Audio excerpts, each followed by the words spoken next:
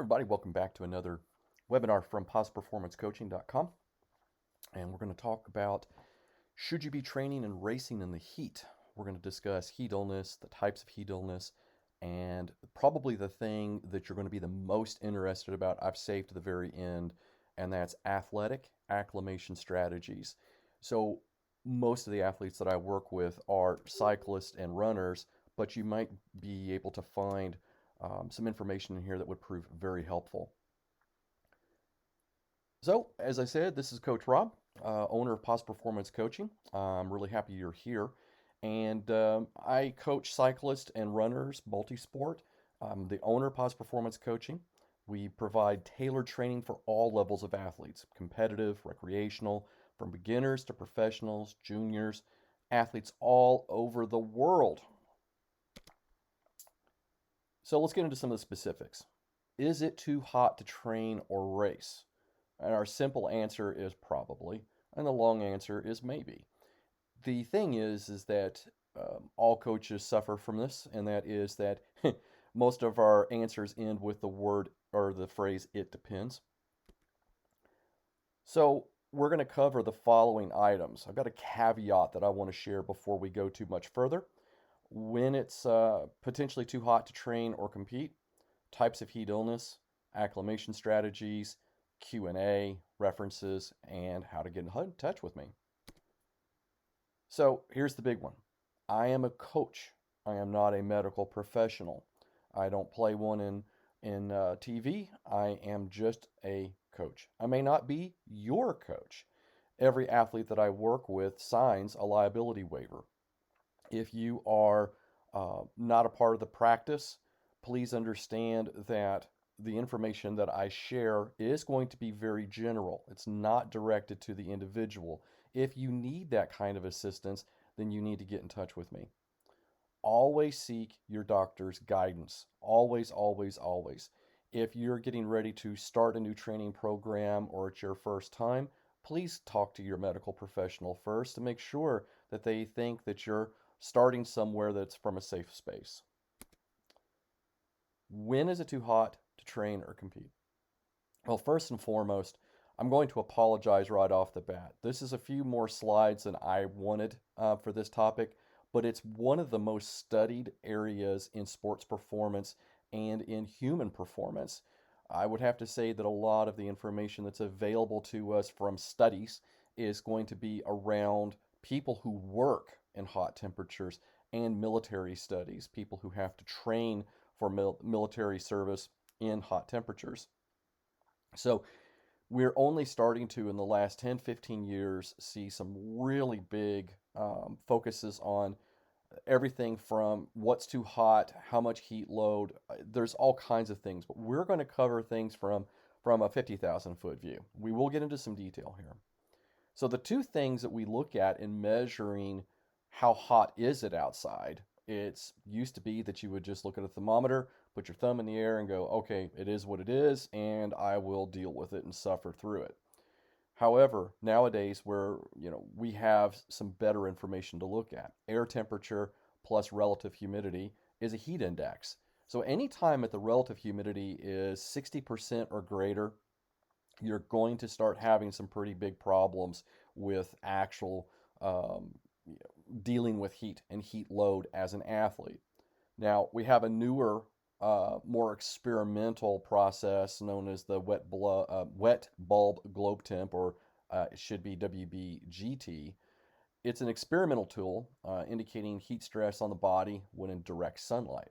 It estimates the effect of temperature, relative humidity, wind speed, and solar radiation on humans using a combination of temperatures from 3 thermometers, a wet bulb, black globe, and a dry bulb. Not everyone's going to have access to this, but it is now the new standard for truly understanding how hot is hot. A heat index or wet bulb temp equal to or less than 95 degrees Fahrenheit or 35 degrees Celsius. My recommendation to my athletes is to only train / compete outdoors if you have completely acclimated. And we'll talk about what that looks like here in a couple slides. Should take frequent breaks while training. and stop if any heat illness symptoms are present. So that is really vague and general descriptions of what I would expect. Many of my athletes have talked about this in greater detail. For those that I have not had those conversations with and you've got concerns, we should cover that.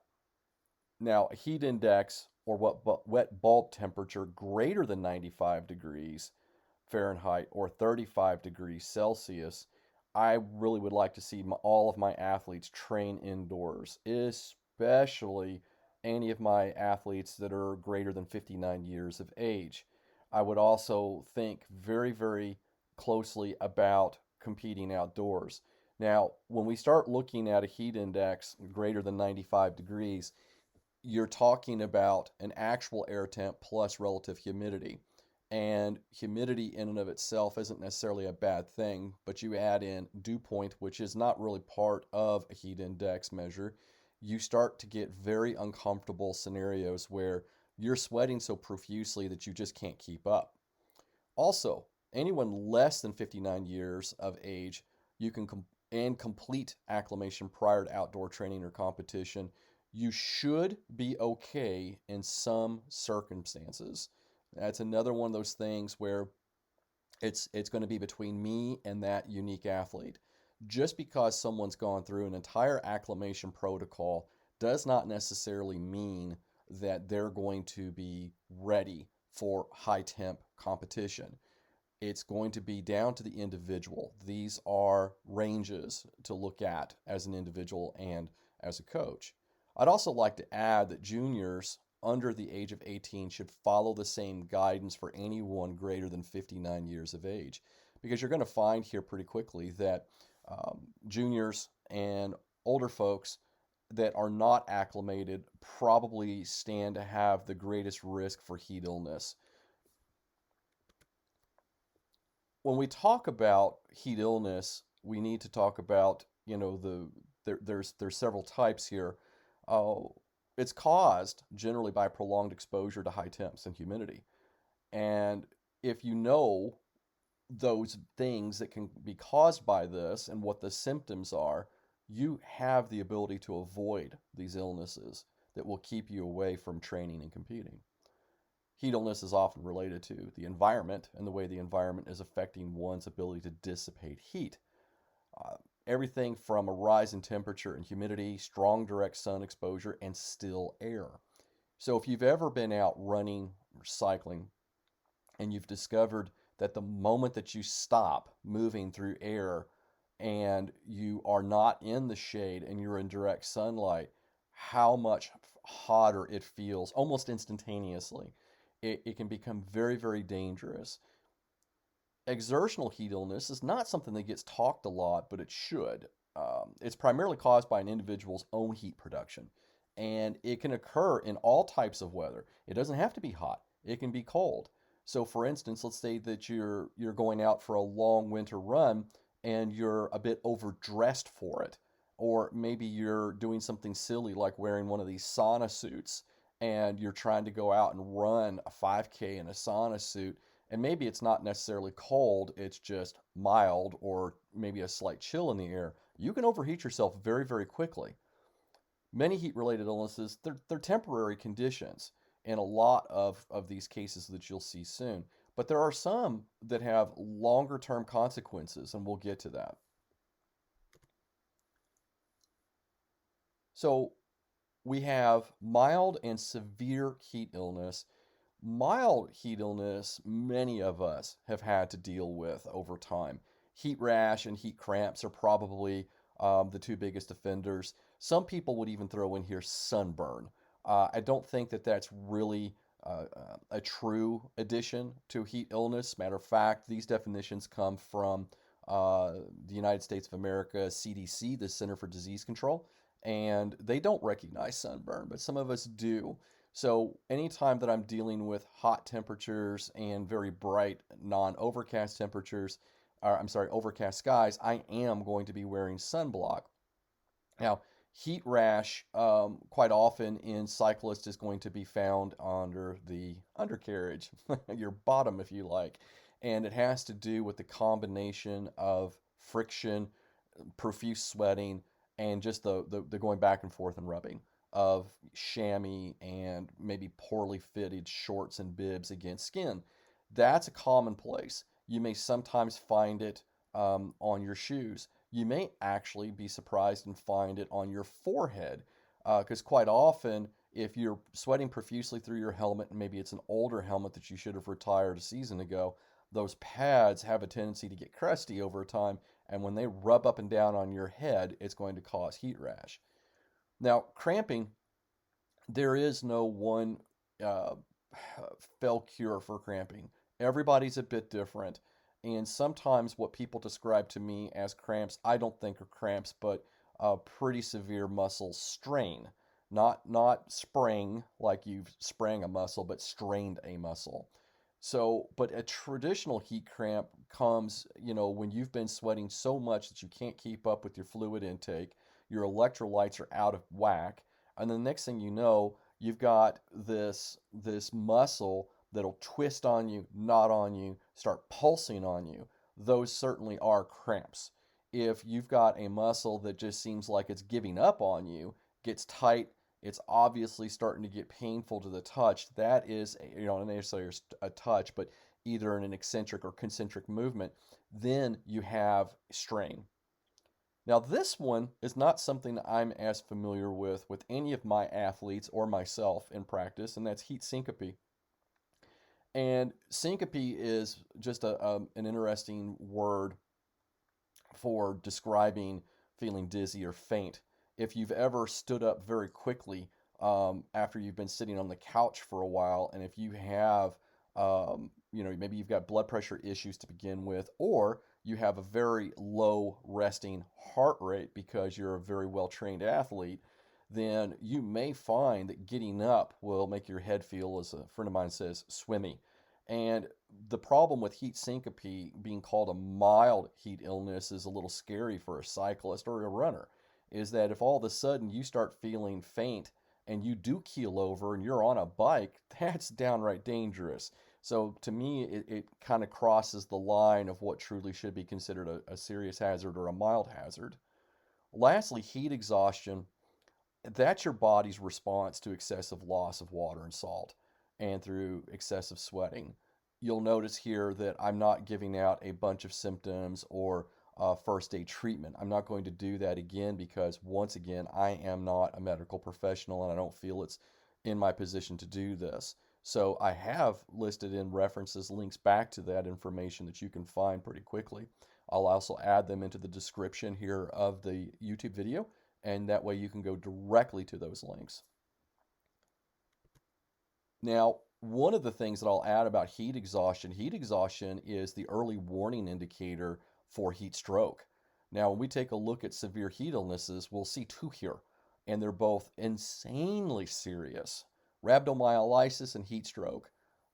Rhabdo, short for rhabdomyolysis, is a medical condition associated with heat stress and prolonged physical exertion.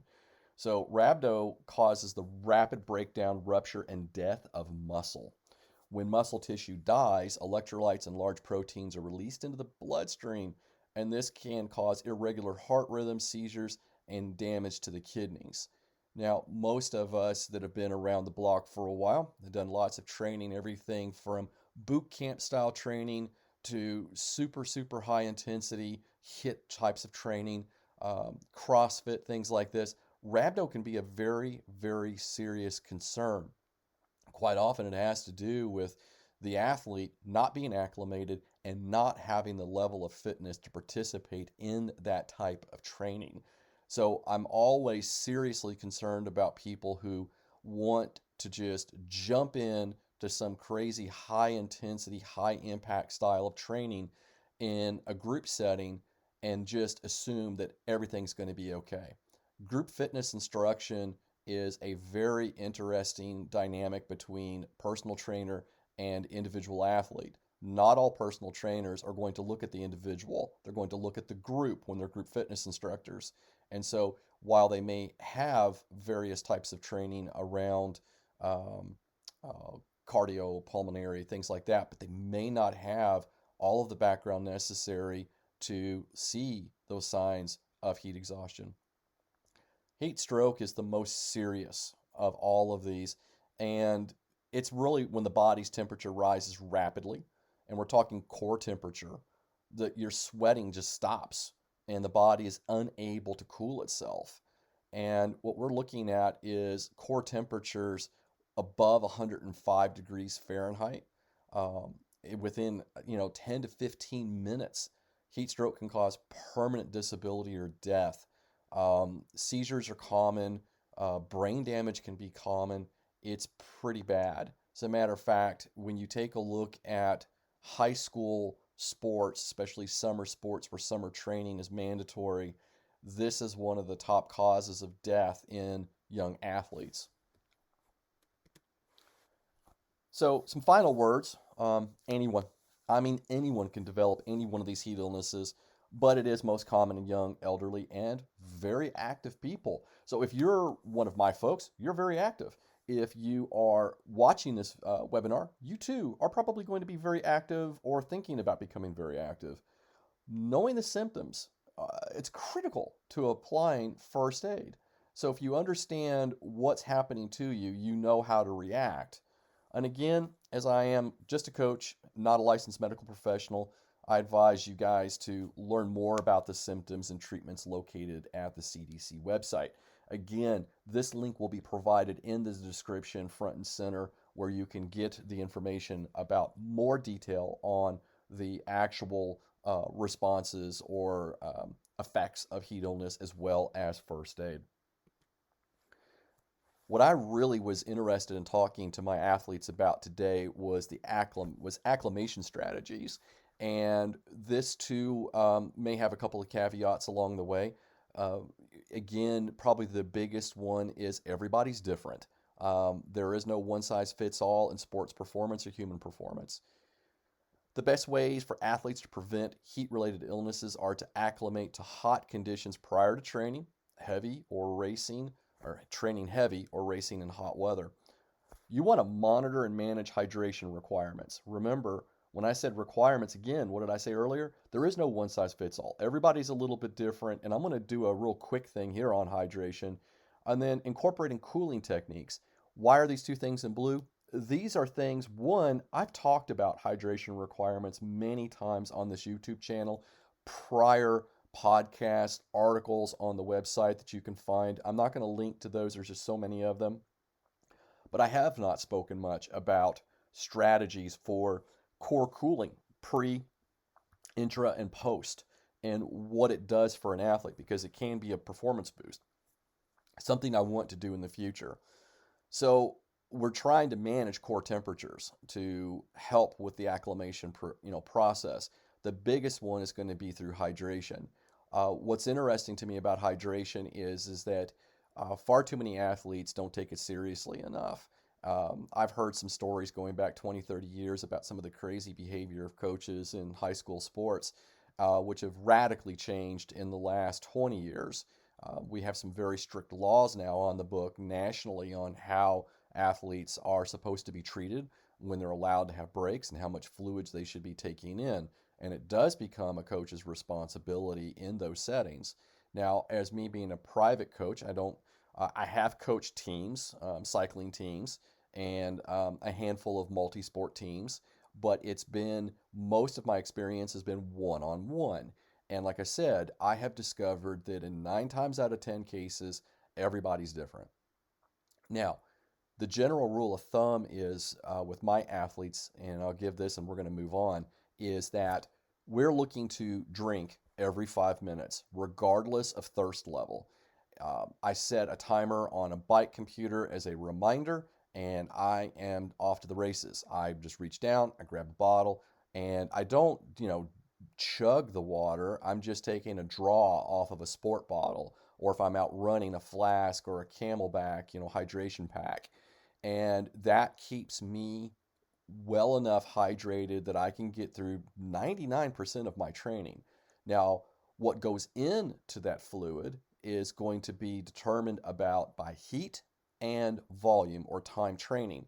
If I'm only going to be training for 30 minutes and it's cool weather, And again, we're looking at temperatures in less than 80 degrees air temp and humidity less than 60%. I don't need electrolytes for probably at least 60 minutes. Now, once those numbers start going up, above 80 degrees with a 60% or greater relative humidity, then it's required electrolytes.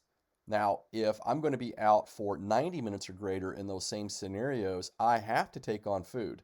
If I'm going to be training for 45 minutes at high intensities, no matter what the temperatures are, it's electrolytes and food. If I'm going to be training moderate intensities, greater than an hour, then I'm also going to be bringing on food and electrolytes. If I'm going to be training for much longer at easier paces or easier efforts and over an hour or 2 hours, again, electrolytes and food. Now, I'll use food interchangeably with nutrition, which not all nutrition comes from a pocket. Sometimes it's in your hydration, or it's a combination of both. So, heat acclimation confers biological adaptations that reduce physiological strain, meaning we're trying to reduce the stress or the strain on the heart and the body temps. So, we're trying to improve your comfort, your exercise capacity, and reduce the risks of heat illness. So, those are the three things again: improve comfort, improve exercise capacity, and lower or mitigate the risks around heat illness. That is the promise behind acclimating. However, when we look at improving that exercise capacity, we have lots of physiological variables that can happen. Not necessarily all of these things are going to occur. Some of this is more prone to passive acclimation, and some of it's more prone to active acclimation, which we'll talk about in the next slide. But things like reducing your metabolic rate, meaning that the body does not need to take in so many calories.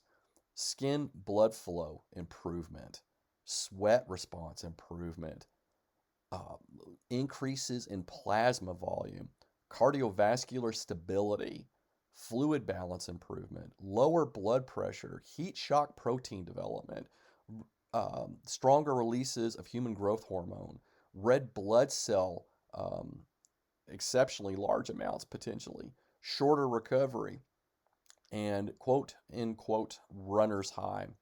So the skin blood flow improvements come about because of increased in plasma volume.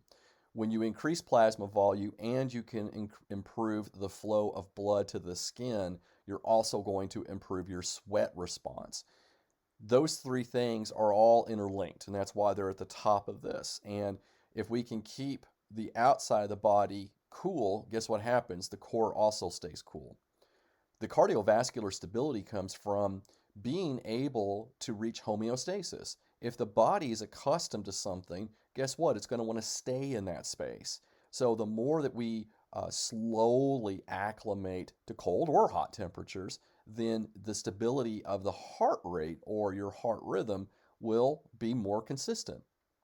Fluid balance has a lot to do with your plasma volume as well as just general fluid balance, because once you become more acclimated and your body becomes more interested and has the ability to train in these hotter temperatures, then you're less likely to lose as many fluids. Lower blood pressure probably has more to do with passive acclimation, which we're going to talk about in a little bit, and heat shock proteins as well. Same thing for the release of HGH, or human growth hormones, which is a natural hormone that is produced. It is the janitor of hormones. It's what comes in and cleans up after the party. Red blood cells, we all know this as a process. You've heard of, there are a number of scandals over the years about blood doping or the use of artificial EPO. We produce EPO in our bodies naturally. We've learned that when we start to improve or increase plasma volume, and it will start the release cycle sooner or maybe even longer with human growth hormone, then what can also occur, not guaranteed, the increase in red blood cells. That is something I would love dearly to learn more about. I can't seem to find enough information on it. To me, it sounds more anecdotal, and I almost didn't put it in here. Shorter recovery also comes about from just acclimation in general, whether it's passive or active. And then lastly, the runner's high is really if you've ever run any great distance and maybe you've pushed yourself for a while and you get done with it, you just have this. I almost hate to call it a high. It's not just endorphins that are released there's a lot of other neurochemistry that's going on there. It just makes you feel absolutely relaxed and wonderful. I've never in any sport other than running actively outdoors in hotter temperatures have I ever had that occur. The only other place that I've ever had it occur is passive acclimation through the use of sauna, which we're going to talk about shortly. So, the acclimation occurs when repeated heat exercise exposures are sufficiently stressful to invoke profuse sweating and elevate whole body core temperatures. Two things there. Acclimation requires, well, three things: sufficient stress, profuse sweating, and the elevation of your core temperature. Now, one of the things that's very dangerous here is the elevation of core temperature frequently and quickly. That's not something that we want. We want to make sure that we're taking our time to build up to it. Think of this as like training. We don't just start, the season off with a bunch of intervals.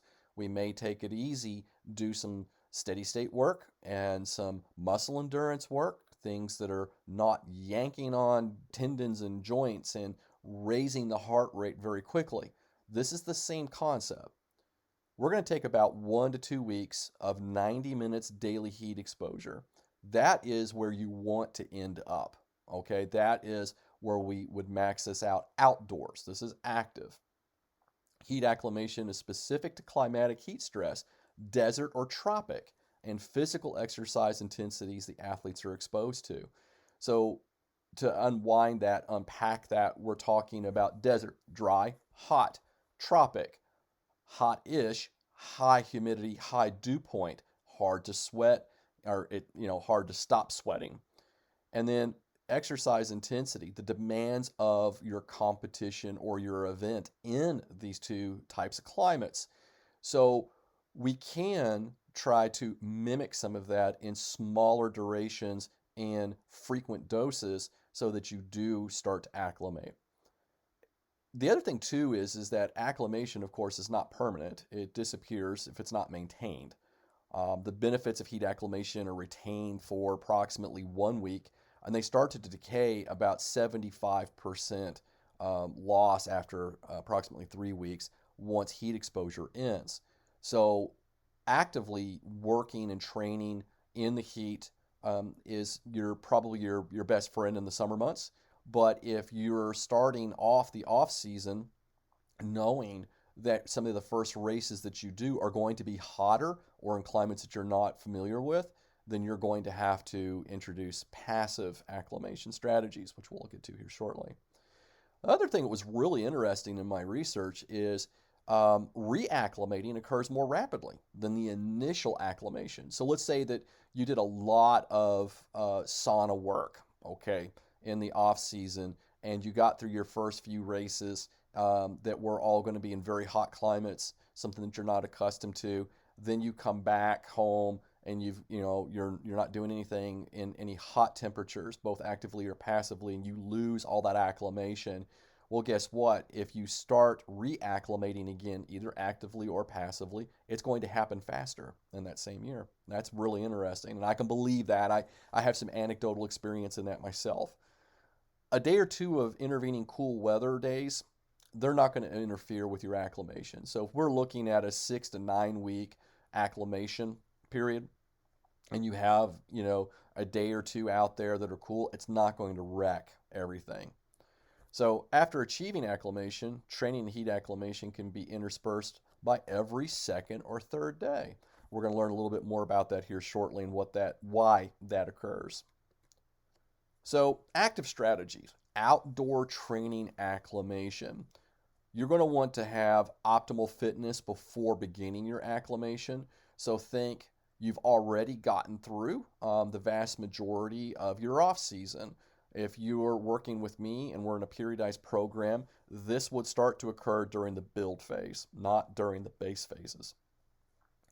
We're going to start 6 to 3 weeks out from your big race. So, depending on where you are in your structured training, in your periodized program, if you are going to be somewhere in the neighborhood of, let's say you've been racing and training with me for 3 to 4 years, your build phase is only going to be approximately 4 weeks. So, we may actually start acclimation sooner rather than later.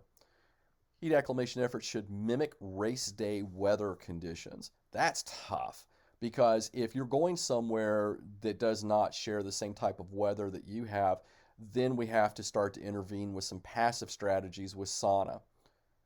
We're going to acclimate slowly over time during the heat of the day. So, depending on where you are, relative to the equator, the heat of the day is going to be different for you.